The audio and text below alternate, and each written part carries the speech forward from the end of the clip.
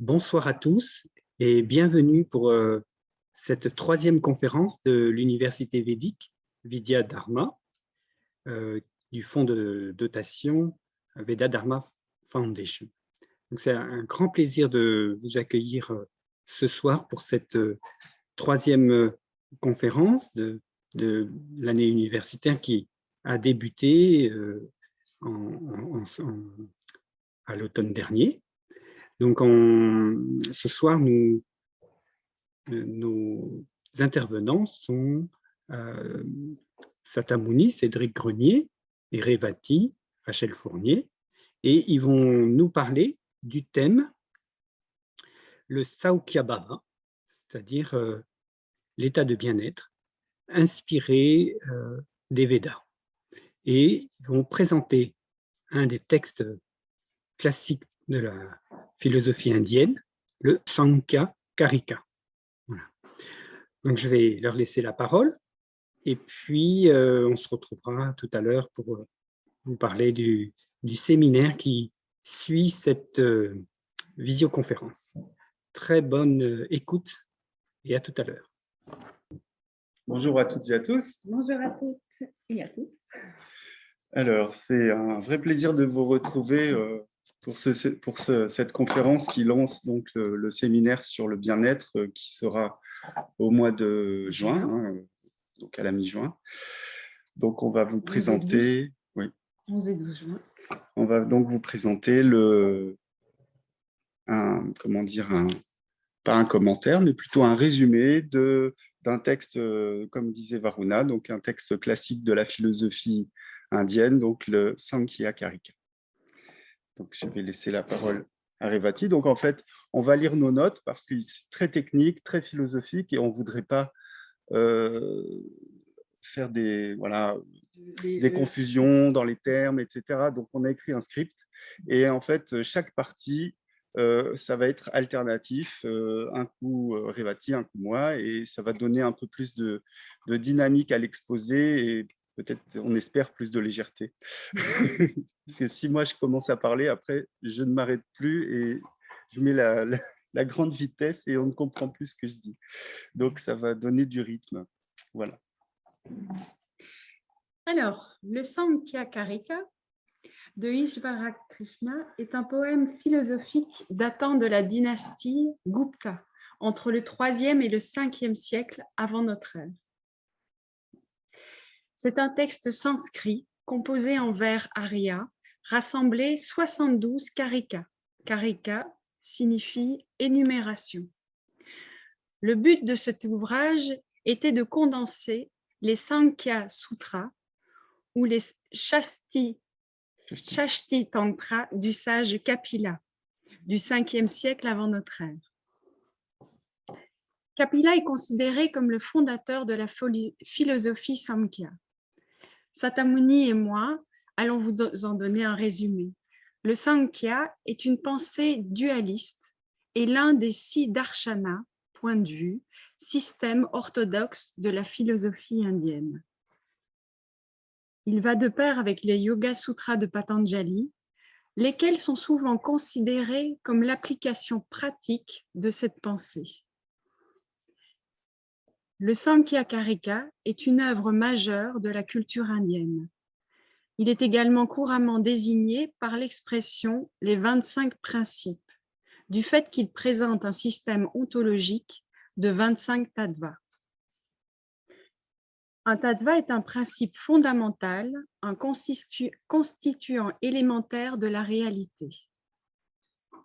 Voici la structure ontologique du Sankhya Karika. On va vous partager l'écran.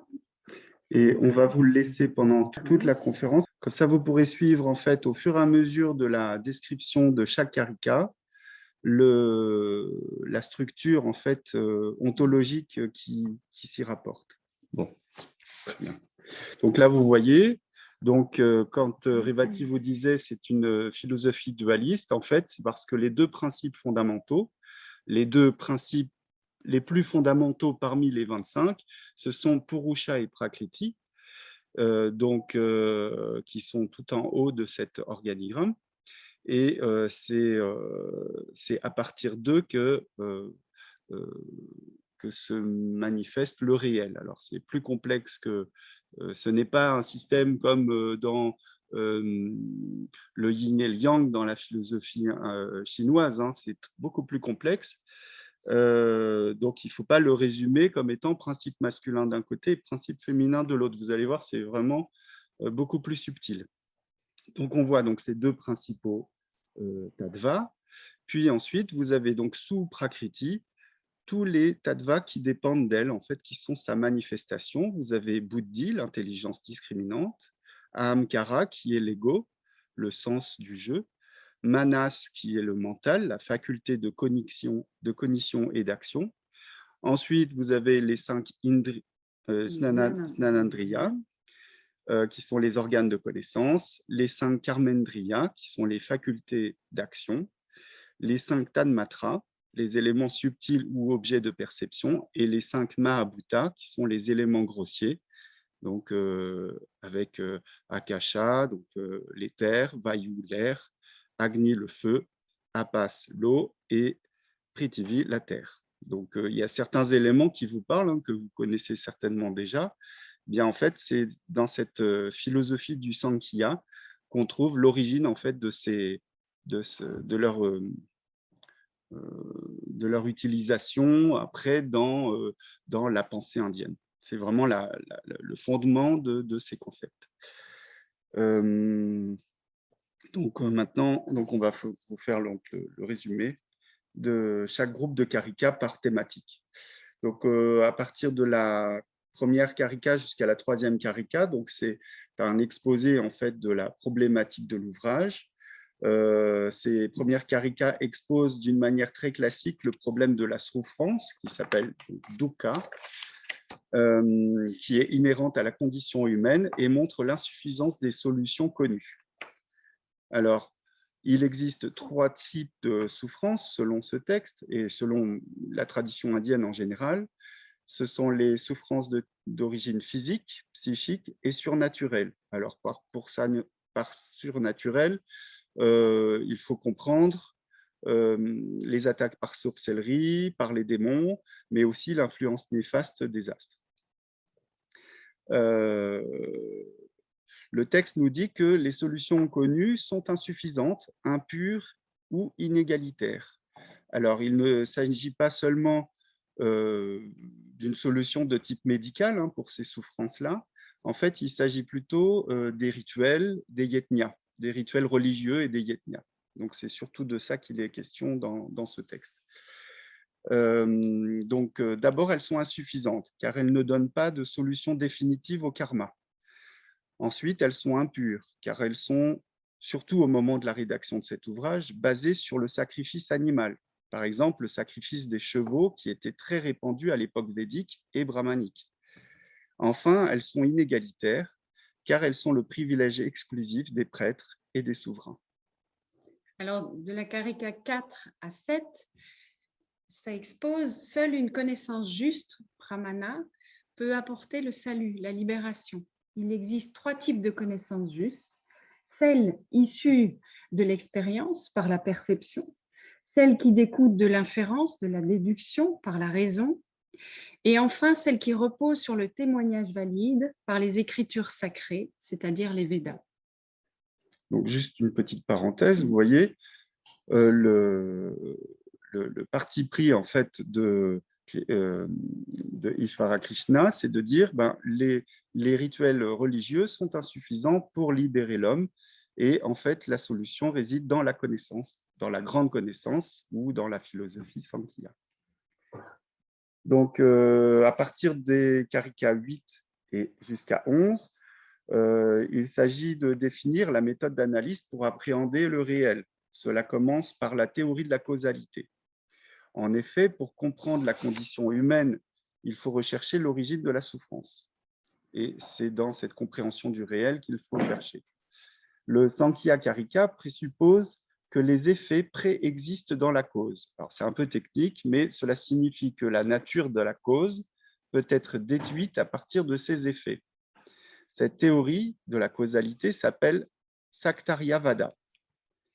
Alors, Karika 12 et 13, la réalité sensible est changeante, fluctuante et éphémère.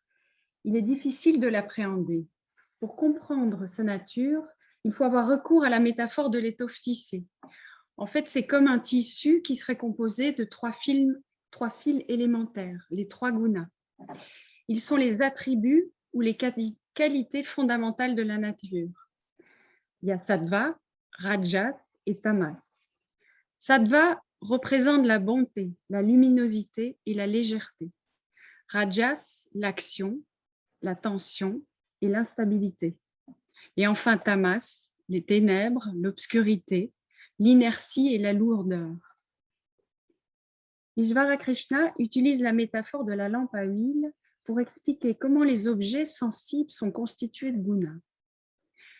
La lampe à huile peut être décomposée en trois éléments principaux. Ils peuvent être comparés aux trois gunas. La mèche est sattva, l'huile est rajas, en mouvement, et le récipient représente tamas. Il y a une hiérarchie des gunas, du plus subtil au plus grossier. Ils sont interconnectés. Lorsque l'un d'eux domine, les deux autres ne sont jamais absents. Ils le soutiennent de façon complémentaire. À présent, les Karika 14 à 16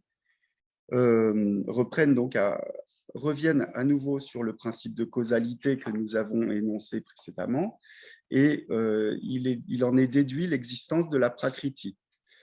Donc, c'est à partir des gunas, en fait, qu'il déduit cette existence de la prakriti comme étant la nature, mais avec un N majuscule, en tant qu'agent et cause matérielle universelle. Elle est dite avyakta, non manifestée, c'est-à-dire qu'elle est la source cachée de la manifestation sensible. Elle est également définie comme pradhana, préétablie, car elle joue un rôle de substrat permanent au phénomène. En tant que telle, elle n'est pas un objet possible de connaissance sensible, ce qui est très différent en fait de la conception occidentale de la nature, où on peut en fait appréhender la nature par l'expérience et par les sens. C'est pourquoi, donc, dit le texte, son existence, l'existence de Prakriti, est déduite par inférence, par déduction, à partir de l'observation de ses produits ou dérivés. On appelle ces produits ou dérivés Vikriti, et ce sont les gunas. Voilà. Karika 17 à 19. Maintenant, l'auteur expose les propriétés du second grand principe, Purusha. Purusha représente le soi, le témoin, la monade spirituelle. Comme Prakriti, l'existence de Purusha est déduite par inférence. La nature, constituée par l'interaction des trois attributs, les trois gunas, comme on a vu, ne peut être en elle-même principe d'unité. Elle se présente comme un domaine impersonnel à l'intérieur duquel les qualités ne cessent de se grouper et de se séparer en une infinie diversité d'agrégats éphémères. Seuls les êtres vivants constituent des entités plus stables. Ils maintiennent à travers le temps une certaine permanence et unité. D'une part, cela prouve l'existence d'un Purusha en eux, et d'autre part, cela induit l'individuation de Purusha, c'est-à-dire l'existence de Purusha individuels. Prenons à présent la Karika 17. Purusha a la nature d'un témoin, Sakshin. Il est essentiellement isolé, Kevala, neutre, spectateur, non-agent. Fin de la citation. Même s'il est établi que Purusha est un sujet concret, il n'en demeure pas moins qu'il ne participe pas réellement à sa vie intérieure et à l'expérience vécue. Perception, affect, volition, démarche intellectuelle sont toutes à mettre au compte de Prakriti et de ses dérivés. Toutes ces activités mentales sont prises en charge par l'organe interne et ses diverses composantes. La puissance sensorielle par les indriyas, le sens interne par manas, le mental, l'intellect par buddhi, Et enfin, la fonction de l'ego par Ahamkara. Ni agent, ni sujet connaissant, ni sujet de l'expérience affective, le Purusha est une sorte de principe fantôme dont la présence doit cependant être postulée pour que l'ensemble de la manifestation trouve son unité.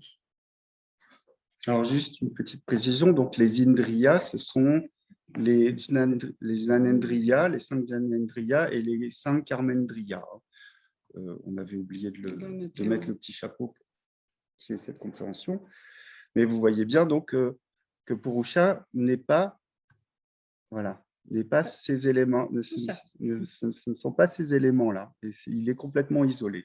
Mais il y a quand même un principe d'unité entre les deux. Et c'est justement le sujet des Karika 20 et 21. Le texte dit, donc l'union de Prakriti et Purusha, ça s'appelle Samyoga. C'est l'union à la fois réelle et irréelle entre Prakriti et Purusha. Cette union est à l'origine du sujet individuel concret, de son immersion dans l'expérience sensible et de sa souffrance. Hors de la présence de Purusha, les gunas sont en équilibre. Cet état d'équilibre s'appelle gunavasta. Ils se neutralisent réciproquement, de sorte que la prakriti demeure indifférenciée et inerte. Cet état est celui de la dissolution cosmique, pralaya. La sarga, qui signifie manifestation ou encore émanation, et qui est souvent faussement traduite par création, la manifestation donc reprend dès lors que la présence du ou des Purushas vient induire un déséquilibre dynamique entre les gunas. La prakriti s'ordonne autour de Purusha, elle se structure en fonction de son projet, de ses attentes, elle est son champ d'activité, Vishaya. Il y a autant de manifestations de prakriti que de Purusha. Ishvara Krishna recourt à la métaphore de l'aveugle et du boiteux pour expliciter cette union et sa double finalité. Purusha est comme un boiteux. Il ne peut qu'observer, mais est inactif. Prakriti est comme un aveugle. Elle est active, mais ne peut observer. L'union de Purusha et de Prakriti produit la manifestation, expérience sensorielle et souffrance qui conduit à la libération. Alors si pour le moment ça peut vous paraître un petit peu obscur, cette union à la fois réelle et irréelle de Purusha et Prakriti, tout au long du texte, vous allez voir, ça s'éclaire, parce qu'on va rentrer dans le détail en fait, de tous les différents tattvas et vous allez comprendre en fait comment toute cette mécanique fonctionne. Alors, pour la karika de 22 à 38, maintenant que Prakriti et Purusha sont définis et que leur union est présentée comme le moteur de la manifestation, le Samkhya Karika s'emploie à décrire l'ensemble des principes fondamentaux de la réalité, les tattvas, dans le monde et dans l'homme. Ainsi, une distinction entre chaque principe est présentée selon la chaîne de causalité en partant de Buddhi, l'intelligence, jusqu'aux éléments grossiers. De nombreuses précisions sont apportées sur les fonctions spécifiques de Buddhi, Ahamkara et Manas. Buddhi détermine la connaissance de l'objet. Ahamkara, l'ego, donne la forme, rupa. Manas, le mental, de manière brute, reçoit la perception et procure l'action.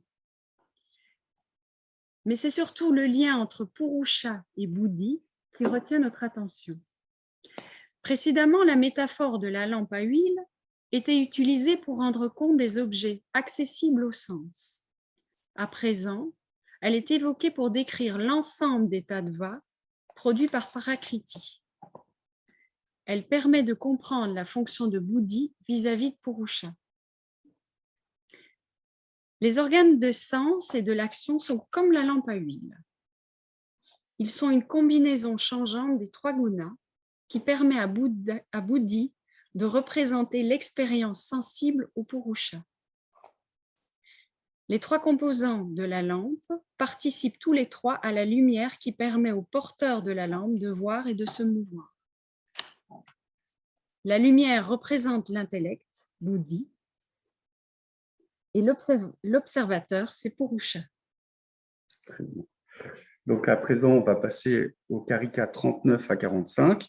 Donc, on rentre un peu plus dans cette dialectique du Purusha et du Prakriti à travers les manifestations de Prakriti. Donc là, j'espère que je ne vais pas vous perdre parce que ce sont des concepts un peu complexes. Je me lance et puis après, on prendra peut-être un moment de pause pour réexpliquer. Donc, les karikas qui suivent développent avec plus de précision la théorie de ce processus de manifestation en mettant en lumière le lien entre le corps subtil et les 5 tanmatras, les 5 éléments subtils.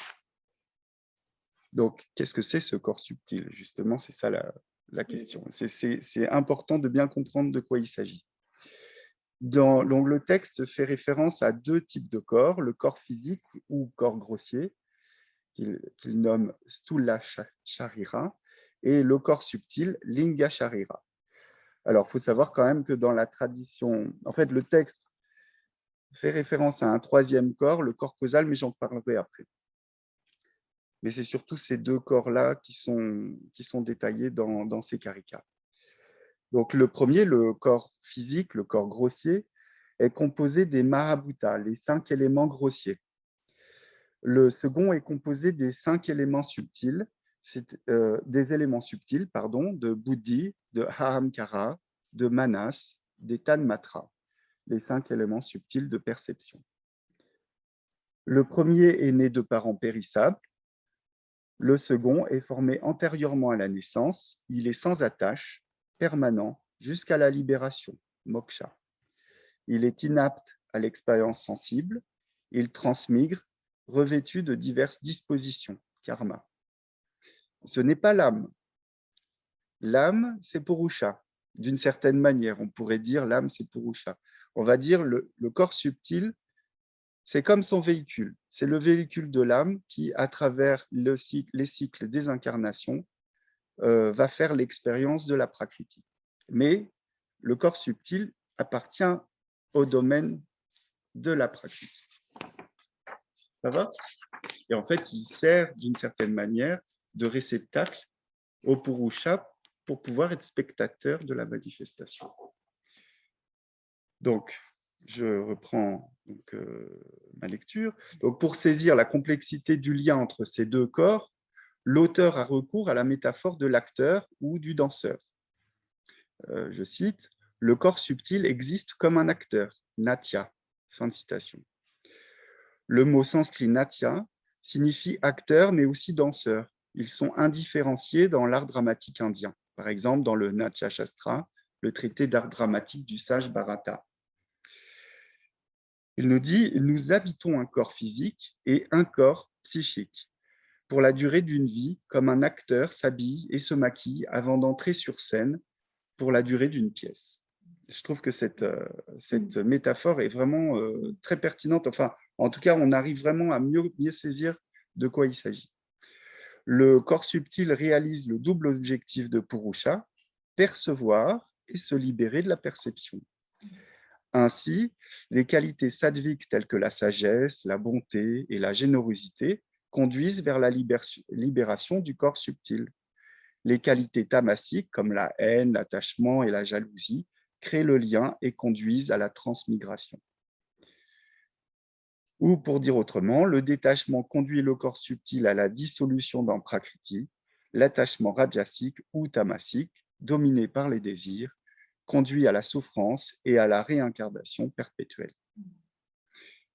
Donc tout à l'heure, je vous parlais de la tradition du karika, en fait, il y a une conception des 3 corps. Enfin, donc là, dans le texte, il n'est fait référence qu'à 2, mais en fait, c'est plus subtil que ça. Dans la karika 39, les 3 corps sont cités.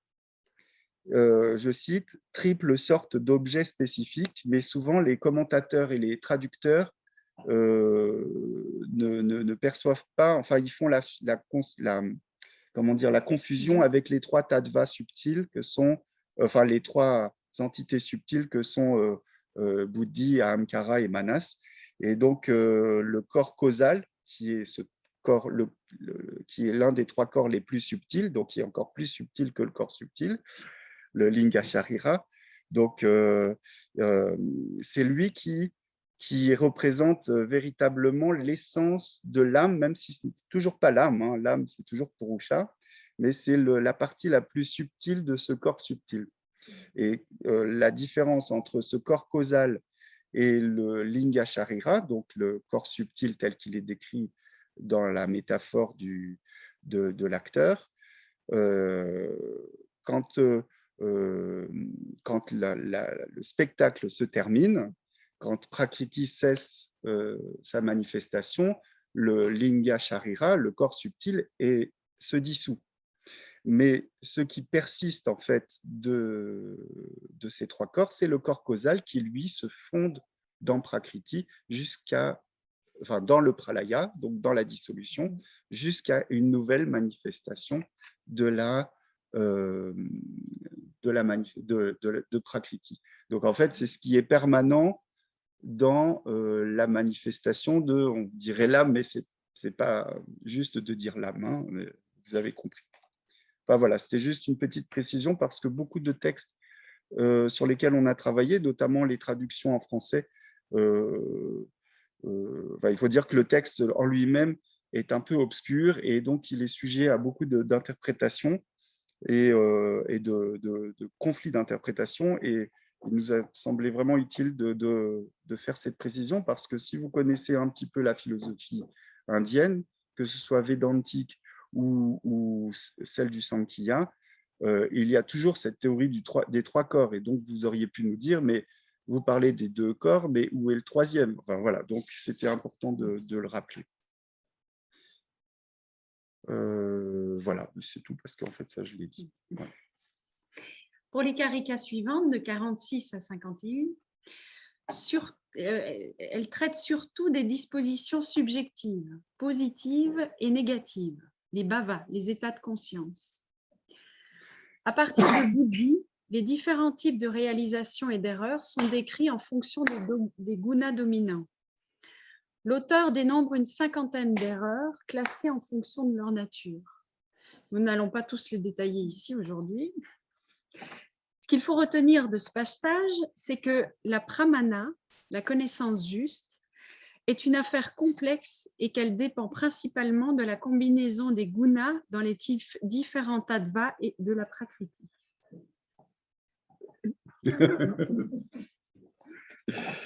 Très bien. Alors, les karikas 52 à 54, donc là, on arrive à comme une espèce de charnière en fait dans l'œuvre. Hein. Donc, ces karikas esquissent une classification des êtres et une cosmologie basée sur les gunas. La karika 54 dit « Dans la création supérieure, c'est la bonté qui prédomine.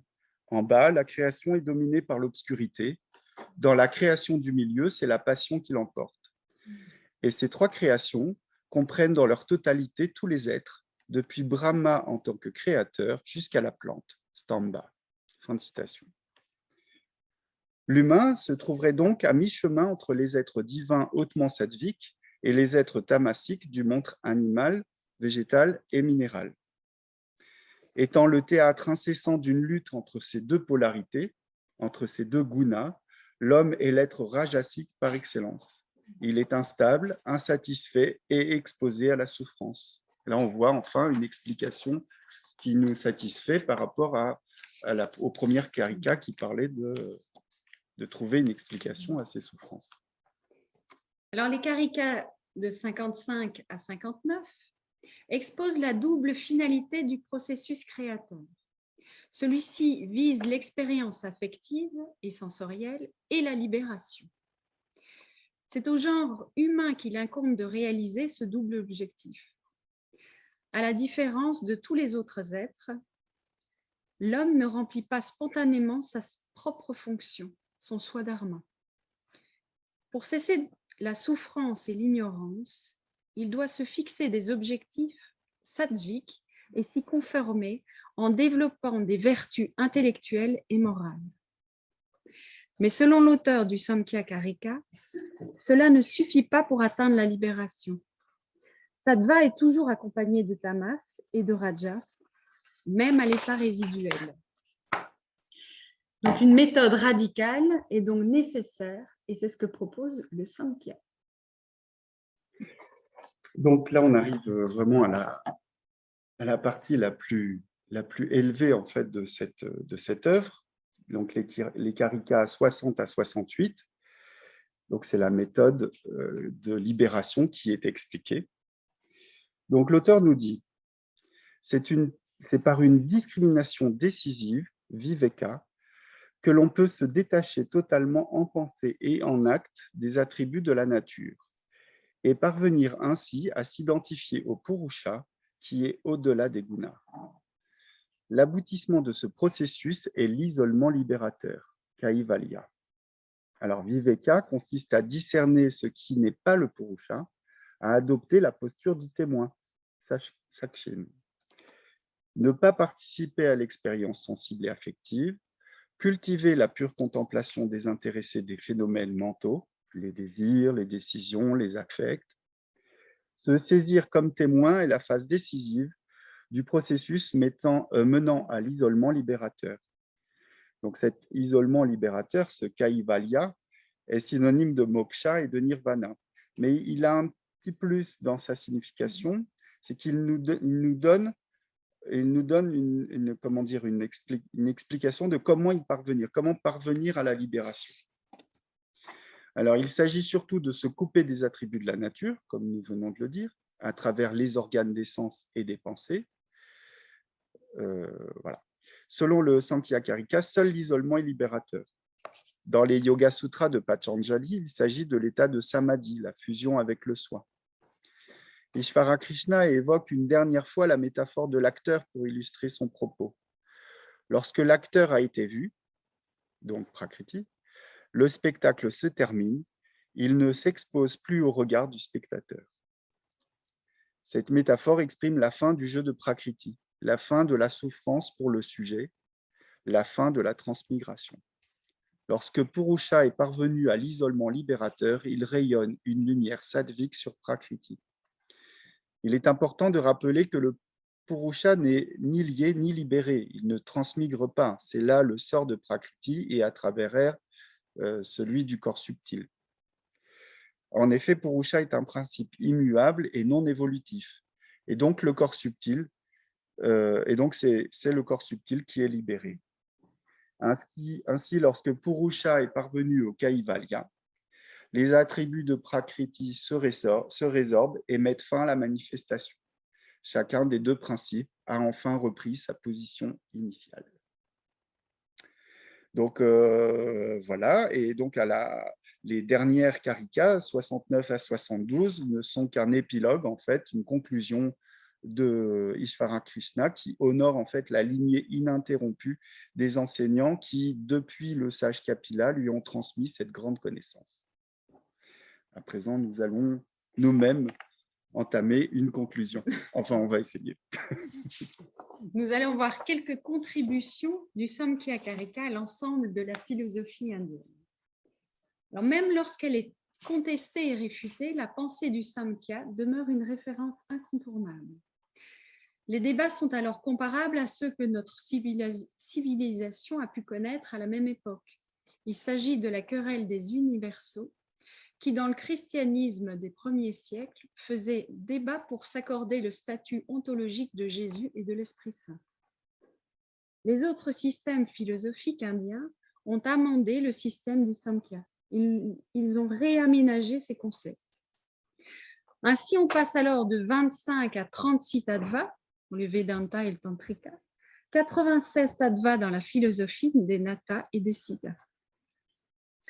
Dans le cas du Vedanta et du Tantrika, il s'agit surtout de compléter le sommet de ce système par des principes supérieurs et transcendants. En gros, des dieux créateurs. Des dieux créateurs, voilà. Mais l'architecture de base des notions fondamentales est maintenue.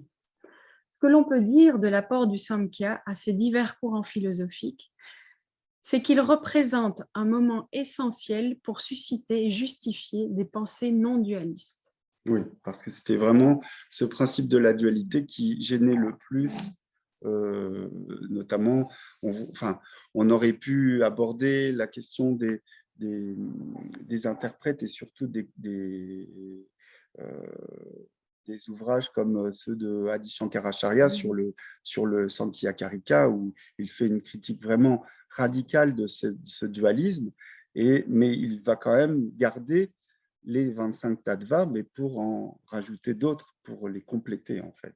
Et tous les auteurs en fait qui se sont attaqués au Sankhya Karika vont faire de même. Ils gardent les 25, mais ils les amendent, ils les modifient. Alors, dans le Vedanta, par exemple, c'est Prakriti qui va être dévalorisé. On va dire Prakriti, elle n'est pas cette nature primordiale, mais elle est plutôt, comme elle est éphémère, impermanente, etc., c'est l'illusion. Mais on est obligé de rechercher dans des principes supérieurs qui sont au-dessus de Purusha et Prakriti pour trouver cette unité et cette permanence nécessaire à l'ensemble de l'édifice. Voilà. Bon, on pourrait vraiment détailler aussi pour le Tantrika, mais on va sortir du sujet. On voulait vraiment rester centré sur cette œuvre. Voilà. Mais ce n'est pas fini. Notre conclusion n'est qu'à son début. Donc, c'est aussi la question de l'athéisme dans le Sankhya Karika. Au-delà du dualisme, presque toutes les controverses provoquées par le Sankhya Karika ont pour point de départ l'athéisme supposé de ce traité. Il nous semble important de les réfuter pour au moins 3 raisons principales. Premièrement, il reconnaît l'autorité des Védas, lesquels contiennent un récit de la création qui est déiste, et donc où Brahma est l'agent de la création.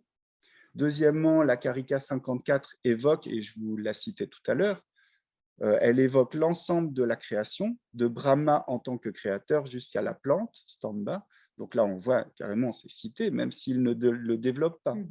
Mais il y a sans doute une raison pour laquelle il ne développe pas cette vision déiste, en fait. Je vais vous expliquer ça après. Ah ben justement, c'est là. Donc, c'est troisièmement, le troisième argument, c'est que en fait, cette œuvre est une œuvre de pure phénoménologie. Alors, c'est un peu un mot barbare, mais ceux qui connaissent la philosophie allemande ou la philosophie occidentale connaissent la phénoménologie. Donc, son but se réduit à décrire la relation du sujet, le non manifesté, avyakta, de l'objet, le manifesté, vyakta, et de celui qui connaît, jna. La transcendance se limite donc aux 2 monades, prakriti et purusha, et libre aux autres penseurs, selon leurs convictions philosophiques et leurs croyances, de déduire les fondements métaphysiques de celles-ci. Donc, on comprend pourquoi, en fait, beaucoup d'interprètes, beaucoup de commentateurs de ce Sankhya Karika prétendent que c'est une œuvre athée, parce qu'effectivement, le Dieu créateur n'y a pas de fonction principale, parce que c'est une œuvre de phénoménologie, où on explique en fait le monde réel, le monde perçu par les sens à travers uniquement le sujet et l'objet. Et après, je pense que c'est pour cette raison-là que tous ceux qui ont contesté l'autorité du Sankhya Karika ont gardé les 25 principes pour ensuite les amender. Sinon, ils auraient complètement détruit le système et ils l'auraient remplacé par autre chose. À toi. Le Samkhya Karika est décrit comme étant une philosophie du salut par la connaissance. Est-il légitime de le limiter à cette dénomination et à cette fonction? Ne s'adresse-t-il qu'à une petite minorité, celle des Jnani et des philosophes, à ceux qui suivent la voie de la connaissance, le Jnana et le Yoga? La question mérite vraiment d'être posée. D'une part, au-delà du domaine philosophique, de nombreux champs du savoir ont été ensemencés par sa vision. Et c'est ce que nous verrons dans quelques instants. Mais surtout, les autres voies classiques de la libération, les margas, telles que le Raja Yoga et le Bhakti Yoga, ne sont pas oubliées. Et que penser par ailleurs lorsque le texte nous invite à agir de façon sattvique, c'est-à-dire bonne, altruiste et désintéressée. N'est-ce pas cela qu'on appelle le karma yoga? Ce n'est pas fini. Donc, comme Revati vient de nous le dire, le Sankhya n'est pas seulement une philosophie du salut par la connaissance. Il invite surtout à l'expérimentation.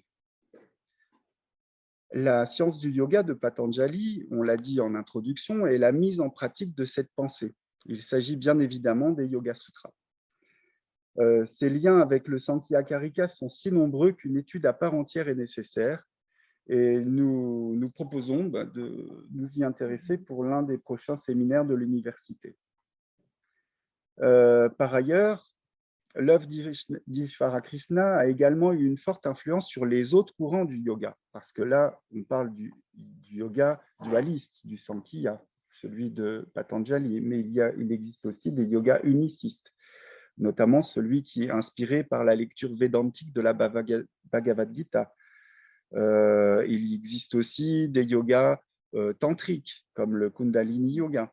Donc, tous ces courants du yoga vont avoir aussi leur regard par rapport à ce que propose le Sankhya Karika. Et eux aussi vont être influencés par ces enseignements.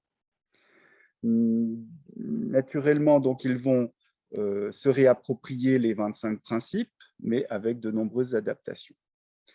Demeure cependant quasi intacte l'idée phare du Sankhya Karika d'une méthode de libération par la pacification du mental, basée sur le discernement, viveka, qui mène à l'isolement libérateur, kaivalya. Dans le yoga, au-delà des différentes écoles, l'apport de cette philosophie est fondamental, car il justifie les techniques de pratyahara, retrait des sens, et de vipassana, le silence. Le salut par la connaissance juste proposé par le Sankhya Karika ne se réduit pas à la reconnaissance du soi. Les 25 principes ont fécondé les sciences et savoirs védiques, dont le but est l'état de bien-être, Saukya Bhava. Ces champs du savoir ont mis à profit ces concepts pour soulager de ses souffrances l'humanité et lui permettre de réaliser son swadharma. En Ayurveda, les notions de Prakriti et Vrikriti sont essentielles pour désigner l'état de bonne santé et la maladie. L'équilibre relatif des doshas et des gunas permet d'élaborer des diagnostics et des traitements adaptés. Dans la Jyotisha, l'astrologie védique, les planètes, les maisons lunaires et solaires sont également définies selon des combinaisons de doshas et de gunas. Cela permet de déduire les karmas, c'est-à-dire les données biographiques des natifs, pour comprendre les dispositions particulières de l'existence individuelle. Les tattvas sont aussi employés dans le calcul des dates les plus propices à toute action et décision. Dans le Vastu, la science de l'habitat, chaque élément de la construction et de l'aménagement est conçu pour développer le sattva. Les lieux considérés comme plus tamasiques, selon le type d'activité ou la fonction, sont alors placés dans des agencements qui respectent l'harmonie générale. On retrouve également ces préceptes dans d'autres savoirs védiques comme les arts, la musique, le chant, la danse, le théâtre. L'usage des rasas, les saveurs, en tant que principe esthétique, est une application directe du concept de guna. De même que dans les arts dévotionnels, c'est surtout sattva qui est valorisé à travers le bhakta rasa. Pour conclure, nous pouvons ouvrir la réflexion sur la pluridisciplinarité. L'originalité de l'approche de notre université est de tenter de rapprocher les différents champs du savoir védique. Nous avons montré comment les principes du Sankhya Karika pouvaient aider à cette convergence. Postuler par exemple que les savoirs védiques tels que le yoga, l'ayurveda, le jyotisha sont des sciences sœurs n'est pas une simple formule rhétorique. Cette hypothèse est riche de futures recherches et de découvertes prometteuses. N'est-ce pas, Madame Molly ? Voilà, ainsi s'achève notre explication du Sankhya Karika. Vous avez des questions? C'est complexe, hein? Oui? Manimala, tu as une question? Oui, tout d'abord, merci beaucoup. J'ai trouvé ça passionnant. Merci. Donc, en fait, j'ai deux questions. La première, c'est est-ce que vous avez trouvé une distinction qui est faite entre l'âme et l'esprit dans cette approche? Et la deuxième question, bon, tu as parlé de la phénoménologie et de la métaphysique, mais est-ce que j'aimerais savoir l'influence directe que ça a eu sur les toutes premières philosophies occidentales, en fait, avant même de parler de phénoménologie et de métaphysique. Voilà, si vous avez des réponses par rapport à ça, oui. merci beaucoup.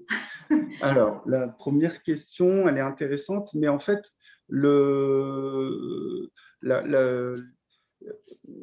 c'est-à-dire que souvent, Purusha est défini comme étant l'esprit.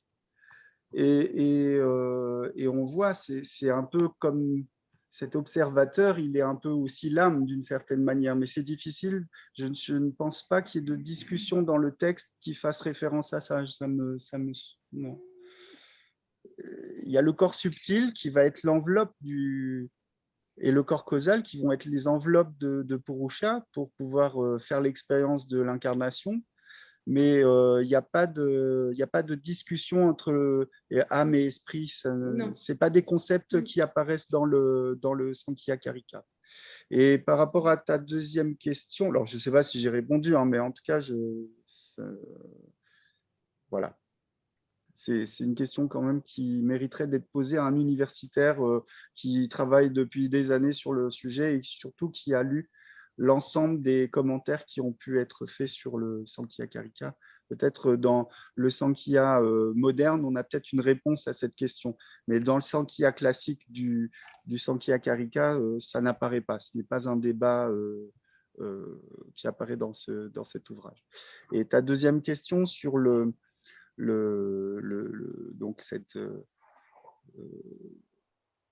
ce rapport entre la métaphysique et la phénoménologie et savoir s'il y a un lien en fait entre la pensée indienne et la pensée occidentale, ça c'est passionnant. Je te recommande, ou je vous recommande tous, hein, la lecture de la thèse de Roger Paul Droit, qui est un philosophe français qui a ça s'appelle L'oubli de l'Inde, et c'est un ouvrage passionnant qui nous montre justement comment, à travers les siècles, à travers même les millénaires, depuis la plus haute antiquité, l'Occident a été d'une certaine manière ensemencé par l'esthétique asiatique, qu'elle soit indienne ou chinoise ou japonaise, etc.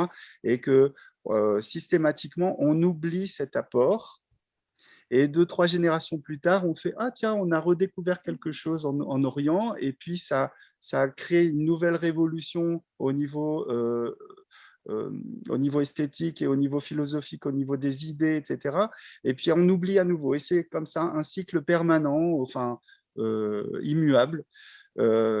C'est passionnant comme thèse, je vous la recommande vraiment. Il y aura peut-être des réponses à cette question que tu te poses. Et pour le lien entre métaphysique et phénoménologie, bon,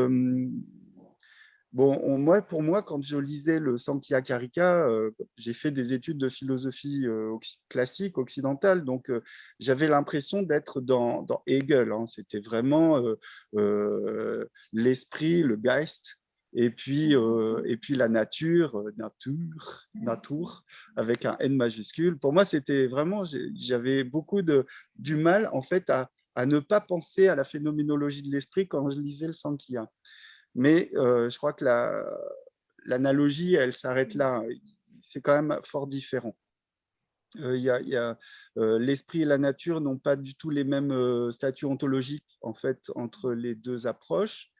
Mais c'est vrai que quand on voit le débat entre le Vedanta et le Sankhya Karika, la philosophie Sankhya, on ne peut pas s'empêcher de penser au débat entre Kant et Hegel, hein, entre la phénoménologie d'une part et la métaphysique kantienne.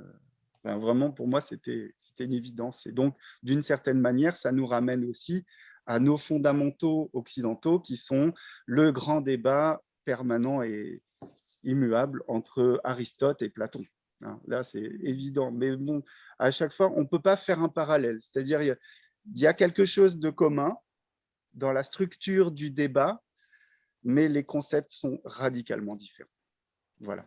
Et ça mériterait vraiment de faire un séminaire rien que sur ça, pour pouvoir vraiment montrer les points de convergence et les divergences de cette fausse. Pour moi, c'est une fausse analogie, mais d'une certaine manière, elle a ses raisons historiques dans ce que Roger-Paul Roy explique, hein, à la fois la redécouverte de l'Orient et son oubli. Voilà. Est-ce que vous avez d'autres questions? Est-ce que la question de la discipline spirituelle est évoquée dans ce texte? C'est Lucette. Non, non. C'est vraiment un texte de philosophie. C'est pas, il nous invite à avoir des pratiques sattviques, mais ce n'est pas un ouvrage de spiritualité. Il est spirituel dans son essence, en fait. Hein. C'est-à-dire que ce n'est pas, il n'invite pas à découvrir la libération par la connaissance scientifique, par exemple. Non, c'est la connaissance spirituelle, en fait. C'est rechercher voilà, c'est rechercher à se reconnecter avec le soi. Et donc, c'est là la vraie connaissance, c'est-à-dire voir ce qu'est le vrai soi. Et donc, il ne préconise pas de voie spirituelle particulière, si ce n'est celle du silence, en fait, le fait de se couper de ses sens, le pratyahara, et d'être dans l'isolement libérateur. Voilà. Mais il n'y a pas d'enseignement spirituel comme il pourrait y avoir chez un maître spirituel. Non, ce n'est pas de cet ordre-là. C'est ce qui fait sa malléabilité, en fait, son adaptabilité. Cette méthode de pensée ou cette méthodologie de la libération, c'est pour ça qu'elle s'est répandue dans toute l'Inde et qu'elle convient si bien, en fait, à tous les courants. C'est que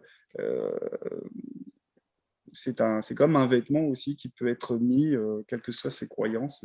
Je pense que même quelqu'un qui serait matérialiste pourrait trouver aussi son compte dans ce texte. C'est-à-dire, il n'y a pas besoin de croire en la divinité, on peut être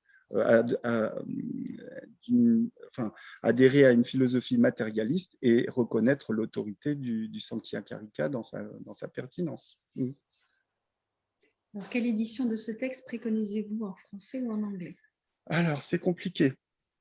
Nous, on a travaillé principalement sur 2 traductions en français et puis aussi quelques traductions en anglais. Mais surtout, pour une fois qu'on avait des traductions en français, on ne s'est pas gêné. Hein. C'était quand même très agréable de pouvoir travailler sur des textes indiens en français. On a travaillé donc principalement sur l'ouvrage de Bouanchot, Bernard Bouanchot. Moi, j'étais un petit peu sceptique au début par rapport à sa traduction parce que il ne respecte pas, il est moins rigoureux, disons, dans son interprétation que peuvent l'être les premiers indianistes. Donc, je me suis inspiré aussi, j'ai beaucoup lu un ouvrage du début du 19e siècle de Hippolyte de Saint-Hilaire, et qui lui est plus dans la tradition philosophique française. Et donc, quand il traduit un texte, quand il donne la traduction du texte et qu'il le commente, il garde les concepts tels qu'ils sont. C'est-à-dire que chez Bouanchot, alors on va trouver pour Prakriti, ça va être nature, pour Usha, il va devenir conscience avec un C majuscule ou esprit. Et après, ça peut créer des confusions en fait dans l'interprétation. C'est-à-dire que en utilisant des concepts occidentaux pour expliquer une pensée aussi originale que celle-ci, on peut être amené à faire des confusions au niveau des termes. Et donc, c'est surtout ça qui me rendait un petit peu réticent, mais finalement, avec la lecture, j'ai fini par aussi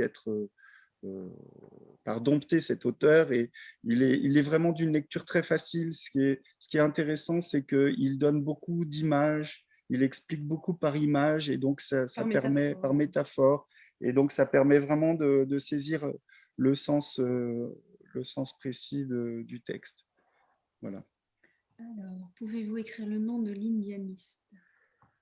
Alors, Hippolyte, donc Hippolyte hein, de Saint-Hilaire. L'écrire, j'espère que je ne vais pas faire de faute. Je ne sais pas s'il y a un Y. Avec un Y. Je ne sais plus où il est, l'Y. À la fin, oui. Hippolyte. L-Y-T-H-T-E de... Ça, c'est un H. Voilà. Et Bouanchaud. Peut-être mettre...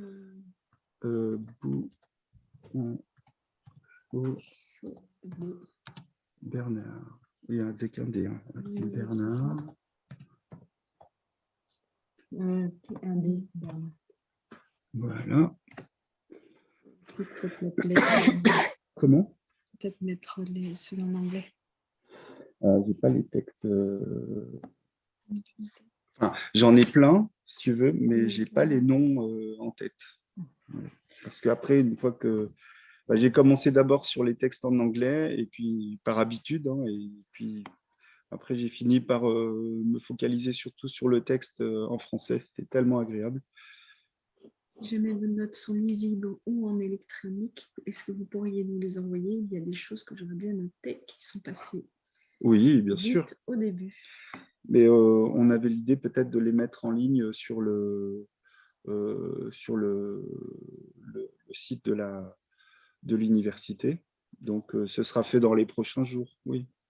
On vous mettra le script, on fera quelques corrections parce qu'il y a encore quelques petites fautes d'orthographe, ou voilà, des petites notes qu'on a rajoutées juste avant la présentation. Donc, on fera ça au propre et puis on vous le mettra.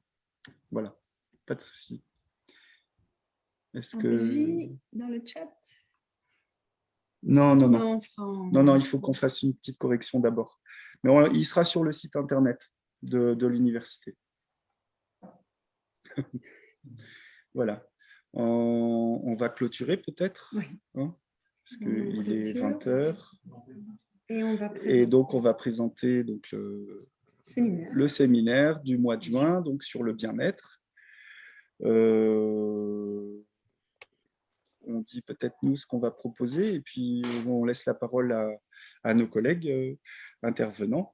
Donc nous, pour notre part, dans la continuité de notre travail sur le Sankhya, comme vous avez pu le comprendre hein, dans la conclusion, et si vous êtes déjà venu à nos enseignements précédemment durant l'année, donc nous, on travaille en duo et surtout, on est surtout préoccupé par des sujets qui ont rapport avec la pluridisciplinarité des sciences védiques. Et donc là, actuellement, on travaille depuis bientôt 2 ans, hein, ça va vite, hein, un an et demi, 2 ans, donc sur le lien entre les postures du Hatha Yoga et leur lien avec l'astrologie védique et l'Ayurveda.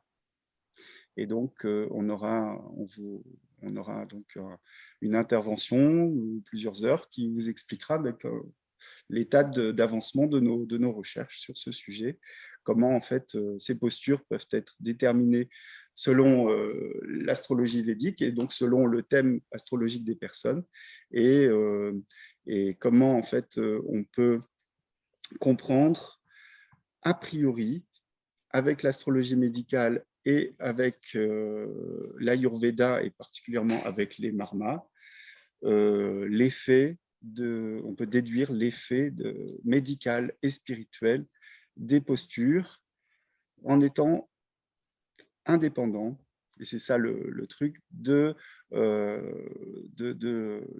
comment dire, du témoignage des yogis. C'est-à-dire que les yogis ont leur propre expérience personnelle, leur propre vécu de ces postures. Donc souvent, quand on regarde la littérature yogique, on se rend compte que la même posture qui est décrite, en fait, va avoir des effets très différents selon l'enseignant.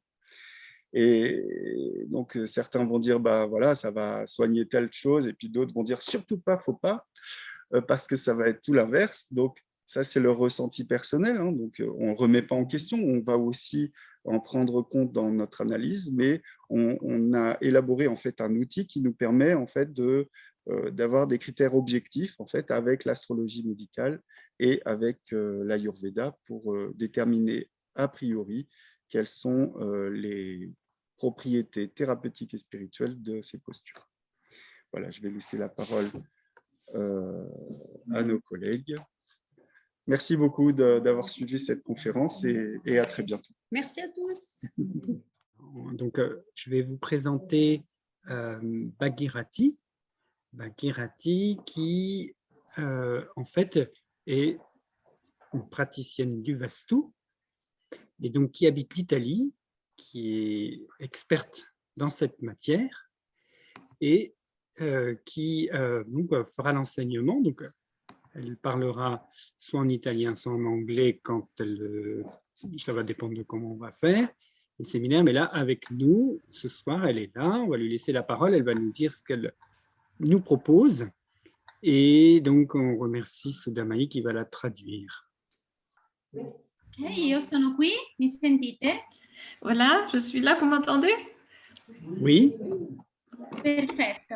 Allora, intanto ringrazio anche Sudamai che mi fa questa... Merci la traductrice. Allora, buonasera a tutti. Io sono Bonsoir à tous. Bhagirathi, sono Fiammetta Parola, sono un architetto e oggi vi parlo di Vastu introducendo brevissimamente il seminario di giugno. Bonsoir à tous, donc je suis Bhagirathi, Fiammetta Parola, je suis architecte et je vous parle aujourd'hui de Vastu en vous introduisant brièvement le séminaire de juin dans lequel nous parlerons de différentes choses. E di che cosa parleremo? Parleremo di che cos'è il Vastu e di quale grande opportunità di benessere è per la nostra evoluzione, come funziona e come applicarlo. Donc, par exemple, qu'est-ce que le Vastu déjà? Quelle est la grande opportunité de bien-être qu'il offre pour notre évolution? Comment il fonctionne et comment pouvons-nous l'appliquer?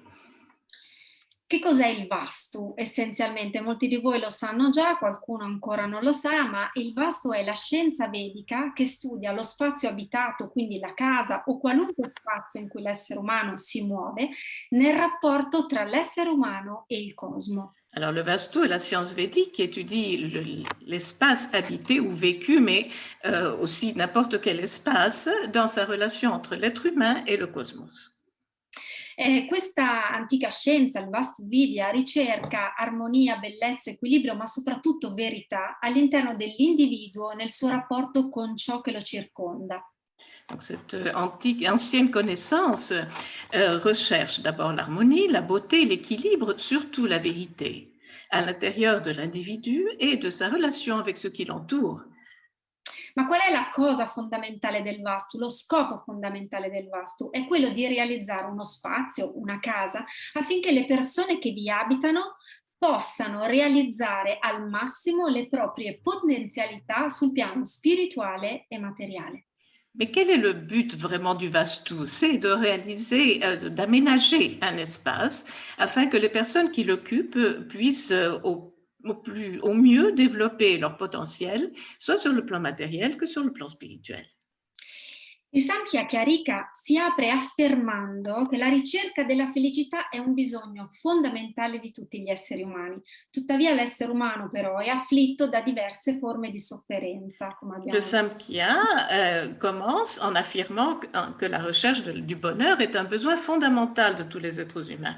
Mais l'être humain est quand même affligé de différentes formes de souffrance. Vengono descritti vari metodi per alleviare queste sofferenze e trasmutare tramite la conoscenza, consapevolezza ed esperienza. E sono questi i principi su cui lavora il Vastu. Donc, il y a plusieurs méthodes qui sont décrites pour alléger cette souffrance, la transmuter à travers la connaissance, la conscience et l'expérience. Et c'est sur ces principes-là que le Vastu va travailler. In ogni istante della nostra vita, anche adesso, ognuno di noi è sottoposto all'energia che lo circonda, all'energia dello spazio. E queste energie che sono presenti interagiscono con noi attraverso i nostri tre corpi, il corpo fisico, pranico e mentale. E possono, questa energia dello spazio può equilibrarci oppure disturbarci. À chaque instant, même en ce moment, chacun de nous est soumis à l'énergie qui l'entoure dans l'espace. Et ces énergies interagissent avec nos trois corps, physique, pranique et mental, de telle façon qu'ils peuvent nous aider à les équilibrer ou, au contraire, les déranger. L'energia dello spazio ha determinate caratteristiche e queste caratteristiche sono dettate da una serie di circostanze e di armonie legate col tutto, come per esempio la forma dell'edificio o della stanza, le proporzioni, l'altezza, la larghezza, le direzioni, i materiali, i colori e i magnetismi della Terra. Donc l'énergie de l'espace est caractérisée comment? C'est-à-dire de quelle façon est réalisée cette maison, par exemple, par rapport à l'ensemble, par rapport au tout. Donc il y aura la forme, il y aura les proportions, la direction, l'orientation, disons, les matériaux, les couleurs, le magnétisme, etc. Dagli studi dei testi classici si legge «La casa fa yoga per noi». Ma che cosa significa veramente? Dans les textes classiques, on lit « La maison fait du yoga pour nous ». Mais qu'est-ce que ça peut bien vouloir dire? Significa che la casa ha il potere di agire positivamente o meno sul 20-25% del nostro lavoro evolutivo, materiale e spirituale, e non è poco, è una grandissima occasione per lavorare su di noi. Donc ça veut dire que la maison a en réalité la possibilité, le pouvoir de travailler sur notre évolution matérielle et spirituelle pour 20-25% du travail. Donc c'est pas n'importe quoi, c'est pas peu. Gli strumenti principali che utilizza il Vastu e che utilizza l'architetto di Vastu quando progetta gli spazi e che poi approfondiremo anche a giugno sono diversi. Io ve ne ho elencati in questo momento 7. Donc, les outils principaux à travers lesquels l'architecte Vastu applique sa connaissance dans l'art d'habiter, disons, et que nous approfondirons dans le séminaire de juin, sont les aspects suivants. Ici, je vous en ai cité 7 de tous les aspects. E come vedrete, molti sono assolutamente integrati con quanto ci hanno appena descritto su Samkhya Karika. Et vous allez voir que la plupart d'entre eux sont parfaitement intégrés avec ce qui vient de nous être décrit pour le Samkhya Karika. Allora, il primo punto, il primo strumento che l'architetto di Vastu usa sulle case è l'organizzazione e la posizione degli spazi e le loro funzioni nella casa rispetto agli assi cardinali. Alors, la première chose, c'est la position des espaces et leurs fonctions dans la maison par rapport à l'axe des points cardinaux. Secondo punto, come abbiamo visto nel Samkhya Karita, sono i sensi che sono tatto, vista, udito, olfatto e gusto e alla loro connessione con gli elementi. Deuxième outil, donc comme on a vu dans le Samkhya aussi, ce sont les 5 sens que nous connaissons, la vue, etc., le toucher, hein, et leur connexion aux éléments correspondants. È molto importante la connessione tra i sensi e gli elementi perché in un'architettura bisogna trovare l'equilibrio e a volte è possibile utilizzare o un senso o un elemento in maniera integrata. Donc c'est très important cette intégration des éléments parce que justement dans une maison il faut trouver l'équilibre et c'est pour cela qu'il est si important d'utiliser les 5 éléments de façon intégrée aux 5 sens.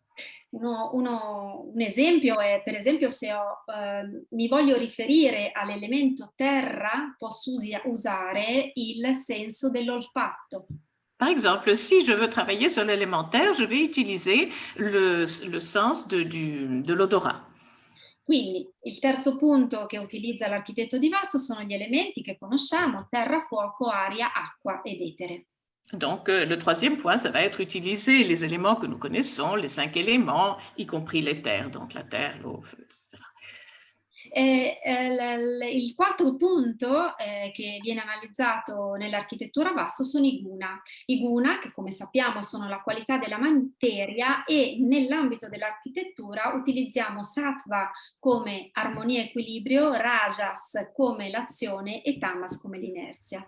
Après, les gunas, et comme nous venons de le voir, les gunas sont les qualités de la matière. En architecture, on utilise sattva pour l'harmonie et l'équilibre, rajas pour l'action et l'agitation, disons qu'ils vont correspondre à l'agitation, voilà, et tamas pour l'inertie, va correspondre à l'inertie. Voilà. Quindi ci possono essere, questi guna devono essere in equilibrio, ma ci possono essere degli spazi che necessitano più di un'energia tamasica e altri che possono necessitare di più di un'energia rajasica. Donc c'est sûr qu'il faut l'équilibre et donc c'est pour ça que certains espaces ont demandé plus une énergie rajasique et d'autres une énergie tamasique. Un altro tema fondamentale sono i rasa, che sono i gusti e l'essenza della materia. I rasa sono 8, ma nell'ambito dell'architettura noi prendiamo in considerazione Shingara, che è l'eleganza, l'abbondanza, Hasya, che è la gioia, e Sahanta, che è la pace. Après, il y a les rasas. En réalité, il devrait y en avoir 8. Il y en a 8, mais dans l'architecture, nous en considérons seulement 3.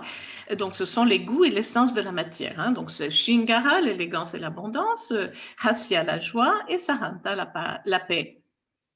Ovviamente utilizziamo e analizziamo anche i dosha, vata, pitta e kapha, perché devono essere armonizzati sia quelli della persona che quelli dello spazio, dell'energia della casa.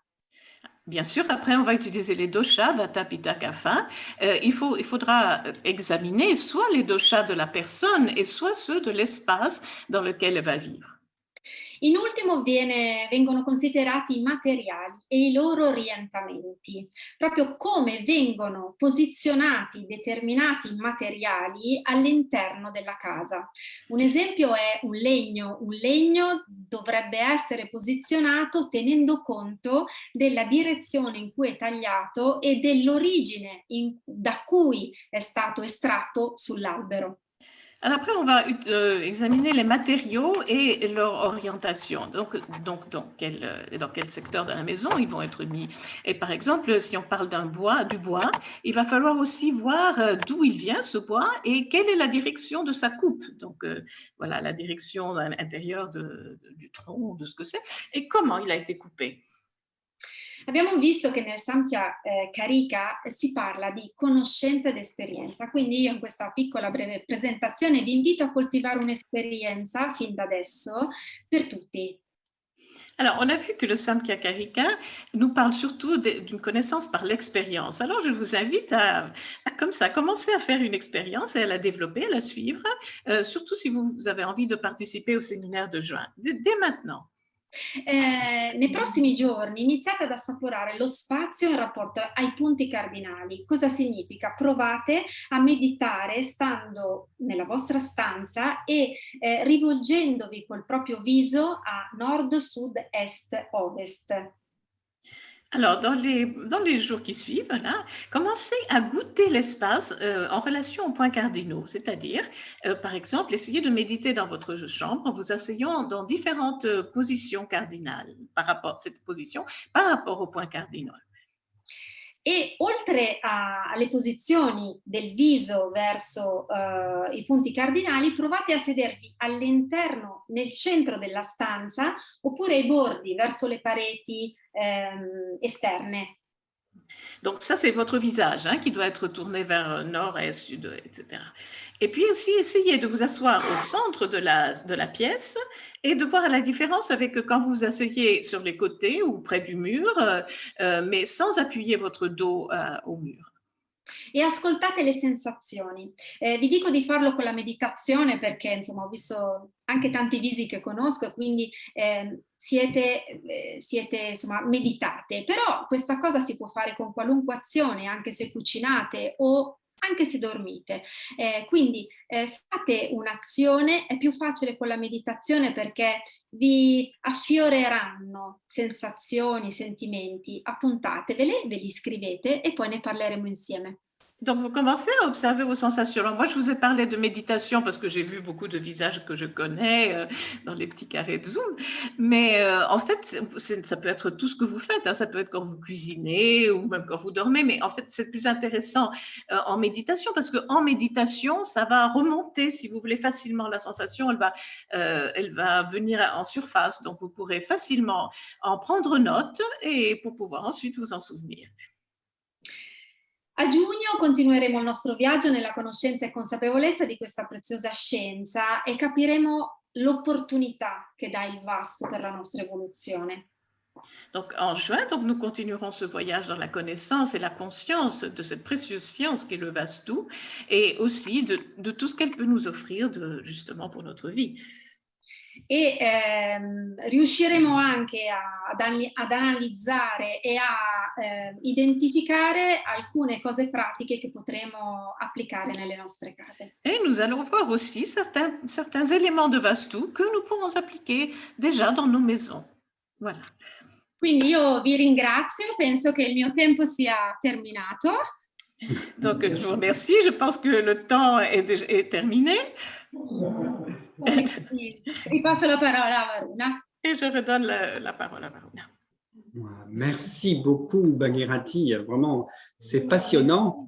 Donc, on a hâte en tout cas personnellement, de découvrir cette science védique. Donc, merci à Bhagirathi de venir. Donc, elle sera présente ici à Varèr si tout est possible, vraiment, parce que le séminaire aura lieu en présentiel, mais également en ligne, je pense aussi. Donc, mais ce sera tellement plus agréable de pouvoir faire les expériences qu'on vous invite à venir.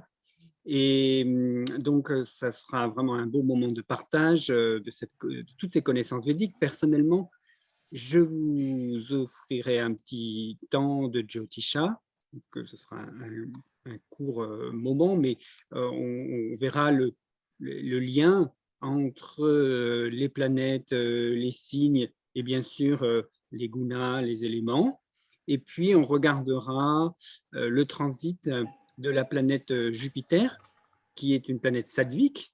Donc, comme si peut-être on peut avoir des renseignements sur peut-être l'énergie sattvique qui peut nous aider dans notre chemin.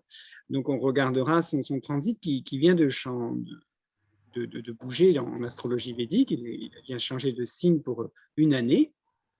Et donc,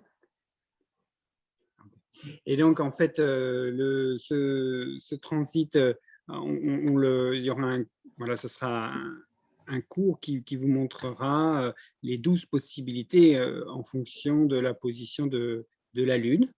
Et donc, on regardera ce transit, mais avec ce regard, avec une vision des gunas et puis du but et des sens de la vie des Purusharthas. Voilà, voilà c'est ce que je voulais vous proposer. Maintenant, je vais laisser la parole à Pratnya. Bonsoir à toutes et à tous.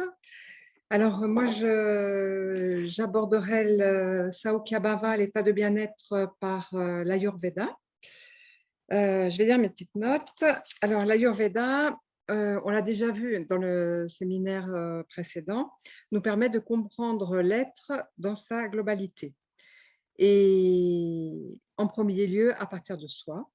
Et nous explique notamment que nous ne sommes pas qu'un corps physique, qu'un corps de chair, et toutes ces tuyauteries, mais également quelque chose de plus subtil, un aura, un corps subtil, et là encore des tuyauteries, mais très subtiles. En réalité, on voit le corps physique, on s'y identifie la plupart du temps, et les autres nous connaissent et nous reconnaissent d'après ce corps de chair. Alors que le corps subtil est très important. Je fais une globalité de tous les corps qu'on a pu voir, parce que c'est juste une introduction de ce qui sera abordé au séminaire. Donc, ce corps subtil est très important. C'est lui qui reçoit les informations en premier et les chocs. Et de plus, il contient notre héritage, celui de nos lignées et aussi de ce que nous avons été. Il est très réactif, on le voit facilement si on regarde un nouveau-né, comment il réagit quand des personnes s'approchent de lui. Et aussi chez des personnes qui travaillent par exemple dans le soin, l'attention aux autres, qui travaillent sur des ordinateurs ou des lieux fatigants ou pollués. Tout cela affecte ce corps subtil et il est donc important d'en prendre soin et d'en avoir conscience. Et donc, au vu de cela, nous explorerons les clés que nous donnent les Védas et l'Ayurveda pour le Saukhya-bhava, donc l'état de bien-être, en relation avec le quotidien de la vie moderne, et notamment comment prendre soin de notre énergie pour s'épanouir dans notre relation, dans le quotidien de nos vies familiales, professionnelles et dans le social et dans la relation aux autres en général. Voilà, donc rendez-vous au mois de juin. Et donc, il y a aussi Vishwajit qui interviendra. Je lui laisse la parole. Bonsoir. Moi, ça va être très court à expliquer, puisque si ce texte vous a intéressé, ce que je vous proposerai, c'est de le lire. Comme l'ont dit Satamuni et Revati, il est écrit en vers. Des vers, d'ailleurs, un maître bien adapté et très utilisé pour chanter dans les pièces de théâtre. C'est toujours, les textes en vers sont toujours beaux à écouter, à lire. Et puis, on pourra voir en détail quelques vers. C'est très dense, mais ce qui est dense est aussi facile et rapide à lire. Donc, j'espère qu'on pourra découvrir ce texte de plus près. Voilà. Voilà, on espère que cette présentation vous donne envie de participer. Donc, vous êtes vraiment les bienvenus ici à Varères les 12 et 13 juin pour ce séminaire qui a pour but de nous faire comprendre le bien-être, mais avec déjà la philosophie, la compréhension peut-être des notions vraiment plus en profondeur, peut-être ce qu'on peut avoir comme simplement, je dirais, point de vue sur le bien-être, et puis ensuite aussi des attitudes et des possibilités à travers ces sciences védiques, à travers les sciences védiques, de vraiment vivre ce bien-être. Donc, on va s'arrêter là pour ce soir. Je vous rappelle que l'université védique, ça fonctionne sur un système complètement de donation. Donc, si vous avez envie de contribuer, c'est bienvenu. Vous pouvez aller sur le site du fonds de dotation, veda-dharma-foundation.org. Et si vous avez envie, faire une petite donation en fonction de ce que vous pensez avoir reçu, ça permet de soutenir l'université. Vous savez qu'on a un grand projet à terme. Hein. Le grand projet, c'est qu'il y ait une extension des bâtiments qui sont existants ici pour construire une université, accueillir des étudiants. Voilà, donc on est au tout début. Et là, c'est la première année de découverte de ces sciences védiques. Peut-être on va tous dire au revoir. Voilà. En fait, on vous dit à bientôt. Voilà. À très bientôt. Et on espère vous voir donc, au mois de juin. Vous pouvez vous inscrire déjà au séminaire. Ça nous permettra de voir comment organiser les choses. Ça se fait en ligne, toujours sur le site de Veda Dharma Foundation. Bonne soirée à vous tous et merci d'avoir été présents. Merci, au revoir.